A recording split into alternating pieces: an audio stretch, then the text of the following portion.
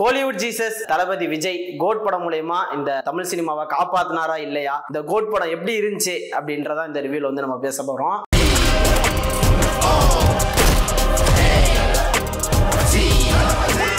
எனக்கு தெரிஞ்சு கோட் படத்தோட பாதி படத்தை நீங்க வந்து ட்விட்டர்லயும் வாட்ஸ்அப்லயும் பல ட்ரெயின்களெல்லாம் பார்த்து ஹைப்பே வேணாம் நினைச்சு போனவங்கலாம் வந்து ட்விட்டர்லயே பார்த்து ஹைப் ஏத்திக்கிட்டு போயிருப்பீங்க. இன்னொருத்தர் வந்து ஸ்பாய்லரே நான் பார்க்க மாட்டேன் ப்ரோ, கேட்க மாட்டேன் ப்ரோன்னு சொன்னவங்களுக்குலாம் அவங்க நண்பர்களே வந்து மச்சான் இப்ப யார் தெரியுமா, யார் வந்தா தெரியுமான்னு சொல்லி பல ஸ்பாய்லர்களை வந்து உங்களுக்கு கொடுத்துருப்பாங்க. இந்த மாதிரியான விஷயங்கள் நான் பண்ண விரும்பல. அதையும் தாண்டி ஸ்பாய்லரா இருந்தா மனுஷங்க, நான் வந்து ரிவ்யூவும் தாண்டி என்னோட எக்ஸ்பீரியன்ஸ் எப்படி இருந்துச்சு, உங்களுக்கு என்னோட எக்ஸ்பீரியன்ஸோட ஒத்து போதா, நான் நினைக்கிற மாதிரி நீங்க நினைக்கிறீங்களா, என்னோட ஒரு ஸ்மால் ரிவ்யூ அண்ட் எக்ஸ்பீரியன்ஸ் தான் இந்த வீடியோல வந்து பேச போறோம். Goat the greatest of all time. இந்த படத்தோட ஒன்லைன் என்ன அப்படின்னு கேட்டீங்கன்னா, சாட்ஸ்ல வந்து இருக்கக்கூடிய ஒரு 4 பேர் அவங்க வந்து ஒரு மிஷனுக்கு வந்து இறங்குறாங்க. அங்க ஒரு விபத்து ஏற்படுது, ஒரு சம்பவம் நடக்குது. அந்த சம்பவத்தினால ஹீரோவும் ஹீரோட குடும்பமும் வந்து பாதிக்கப்படுது. அதுக்கப்புறம் பல வருடங்கள் கழித்து இப்ப நடக்குது அப்படின்ற மாதிரி ஒரு ஸ்டோரி போகும். இவர் அவரை பழி வாங்கினாரா இல்லையா, இல்ல அவர் திருப்பி இவரை பழி வாங்கினாரா, இவங்களுக்குள்ள என்ன ட்விஸ்ட் அண்ட் டர்ன்ஸ், யாரோட கேமியோலாம் இருக்கு, யாரோட ரெஃபரன்ஸ் எல்லாம் உள்ள கொண்டு வராங்க, இந்த மாதிரி வெங்கட் பிரபுக்கான சிக்னேச்சரான சில டயலாக்ஸா இருக்கு, அதை வச்சாங்களா. பிரேம்ஜி ஒரு முக்கியமான ஒரு கேமியோ கொடுத்திருக்காரு,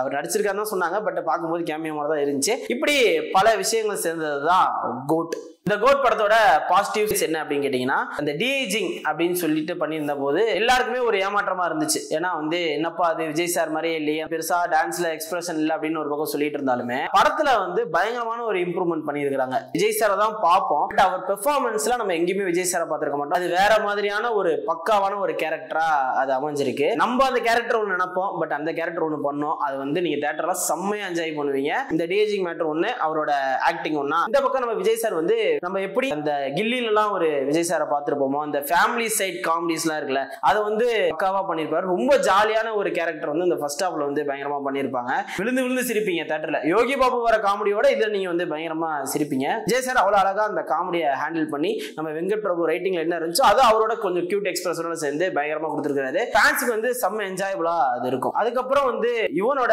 பிஜிஎம் வந்து நான் ரொம்பவே என்ஜாய் பண்ணி பார்த்தேன். என்னடா பாட்டுல விட்டாரே, பாட்டுல ஹிட் இல்லையே, எப்பவுமே விஜய் படங்களுக்கு இப்படி அமையாதே, படம் சுமாரா இருந்தாலும் பாட்டு ஹிட் ஆயிருமே அப்படின்னு நினைச்சிட்டு இருக்கும்போது பாட்டெல்லாம் உங்களுக்கு பிடிக்கலன்னு சொல்றீங்க, இருந்தாலும் நான் பிஜிஎம்ல என்ன செய்ய போறேன் பாருங்க அப்படின்னு சொல்லிட்டு இவன் வந்து பயங்கரமா பண்ணியிருக்கிறாரு. அந்த நெருப்பெல்லாம் விட்டு அந்த ஒருத்தர் வந்து கடல்ல வாச்சிட்டு இருப்பார்ல, அதை வந்து அப்படியே ரீக்ரியேட் பண்ண மாதிரியான பிஜிஎம்ஸ் வந்து இதுல இருக்கு. என்னடா அது மங்காத்தாவோட நல்லா இருக்கா அப்படின்னு கேட்டீங்கன்னா கம்பேரிசனே பண்ணாதீங்க. மங்காத்தா வேற ஜானர், இது வேற ஜானர்.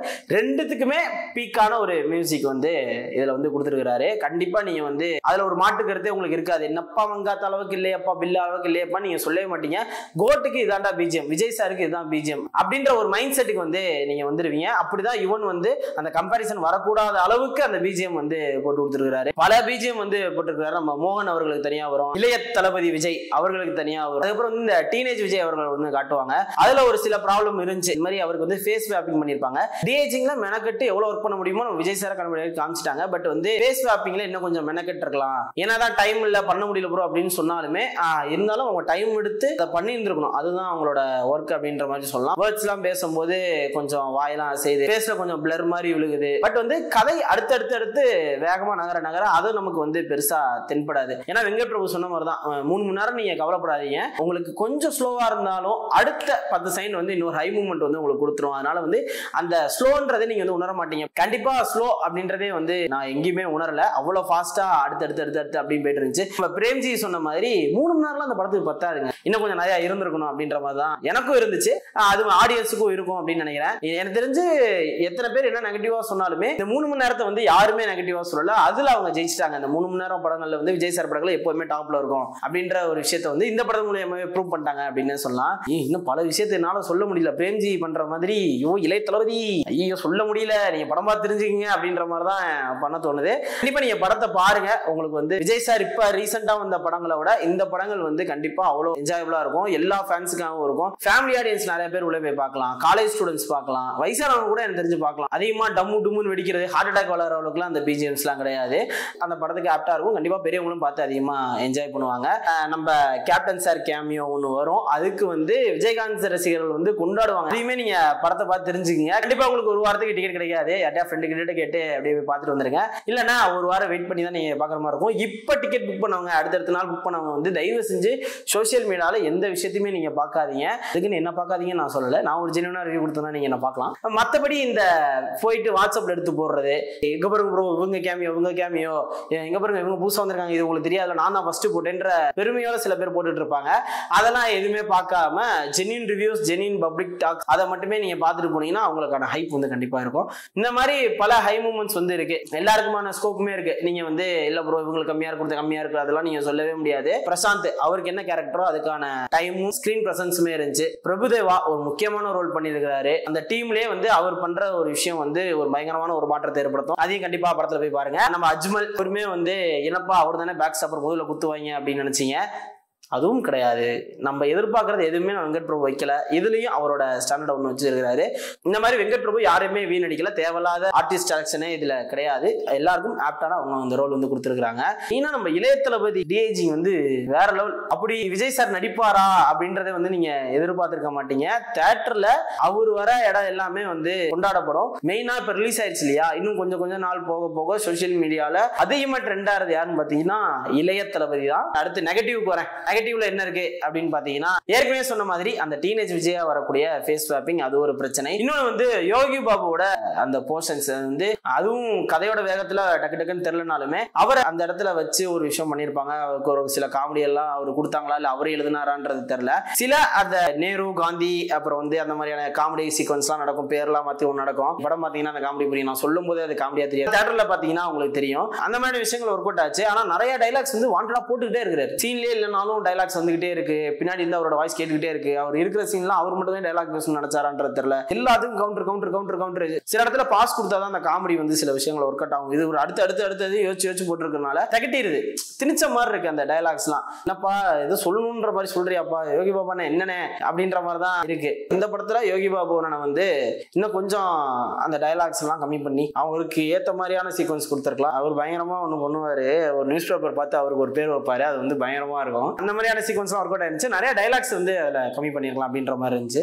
வெங்கட் பிரபு த ஹீரோ அப்படின்ற மாதிரி படம் இருக்கா அப்படின்னு கேட்டீங்கன்னா படம் இருக்கு. வெங்கட் பிரபு விஜய் சாரை எப்படி ஒரு ஹீரோவா பார்க்கணுமோ அப்படி அதை வந்து காமிச்சிருக்கிறாரு. கண்டிப்பா இது வெங்கட் பிரபு ஒரு ஹீரோவா நம்ம விஜய் சாரை காட்டின ஒரு படம். வெங்கட் பிரபுவும் இதுல வந்து ஹீரோவா மாறின ஒரு படம் அப்படின்னு சொல்லலாம். ஏற்கனவே வந்து ஹீரோவா படங்கள்லாம் நடிச்சிருக்காரு, நான் அதை சொல்லல.